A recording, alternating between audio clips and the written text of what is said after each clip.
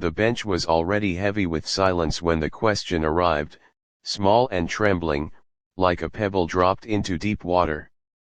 A one-legged girl stood in the bright afternoon, balancing on a silver prosthetic that caught the sun, her school bag slipping from her shoulder, her eyes fixed on the empty space beside a tired man and his son. The single dad looked up, carrying years of exhaustion in his posture, and in that instant, everything he had buried threatened to rise. Before the answer came, the air itself seemed to hold its breath. If you believe in kindness and second chances, take a moment right now to like, comment, share, and subscribe to the channel One Heart Stories. Your support keeps stories like this alive, and it reminds the world that small moments can still change everything. Ethan Hale had learned to measure his days by survival. Mornings were packed lunches and missing socks, afternoons were overtime and school pickups, and evenings were quiet negotiations with guilt.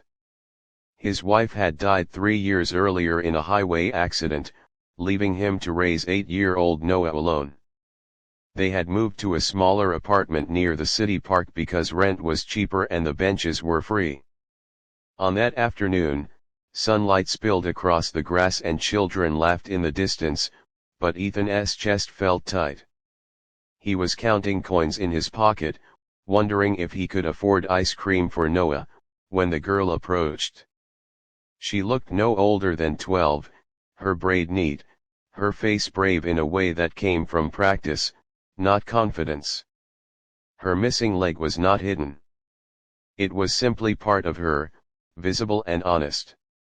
The park bench was long enough for 3, yet Ethan had learned that empty space could feel like a wall. Since the accident, he avoided attention, avoided conversations that might crack him open. Noah sat beside him, tracing shapes on the wood with a stick, unaware of the weight his father carried.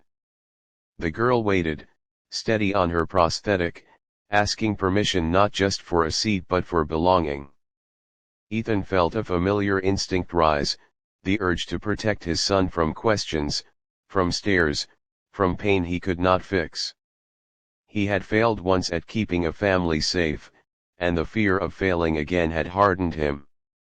He considered shaking his head, a small refusal that would cost him nothing and keep his heart guarded. But life has a way of pressing on the softest places. Ethan noticed the scuffed rubber at the end of the prosthetic, the careful way the girl held her balance, the quiet dignity in her posture.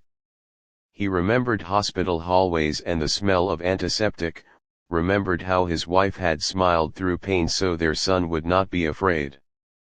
He remembered being the one who needed space, the one who hoped someone would make room without asking questions.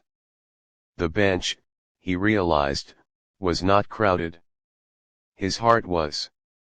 He nodded and shifted, creating space, placing his hand gently on the wood as an invitation. The girl sat down with a controlled exhale, relief flickering across her face like sunlight breaking through clouds.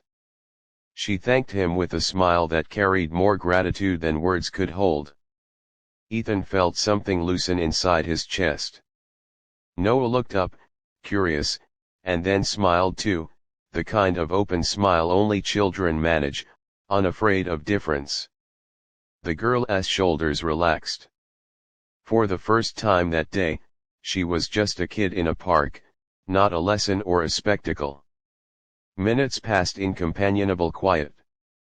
The sounds of daytime life filled the space between them, a dog barking, a bicycle bell, the rustle of leaves. Ethan noticed how the girl watched other children run, not with envy but with resolve. She had learned patience early, learned to rest without surrender. He realized that his own grief had cost him patience, had taught him to brace for loss instead of opening to connection. Sitting there, he felt the truth land gently but firmly. He was not the only one teaching a child how to live with absence. The girl was teaching him too. When the time came for her to leave, she stood carefully, adjusting her bag, her eyes wet but shining. Tears slipped free, not from sadness but from the simple mercy of being welcomed. Ethan felt his throat tighten as he stood as well, steadying the bench with one hand, steadying himself with the other. He understood then that kindness does not erase pain, but it changes its weight. It turns something heavy into something carryable. Noah reached out and waved, and the girl waved back, stronger for having been seen.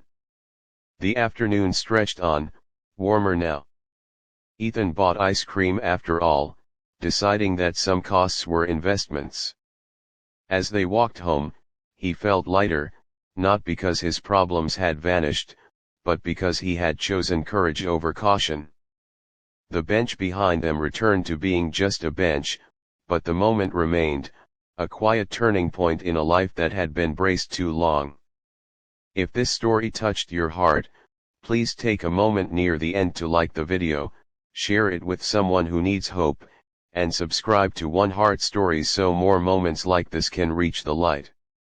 Special request before we close, comment below with a time when a small act of kindness changed your day or your life. And remember, in the brightest daylight, the simplest invitation can make room for healing.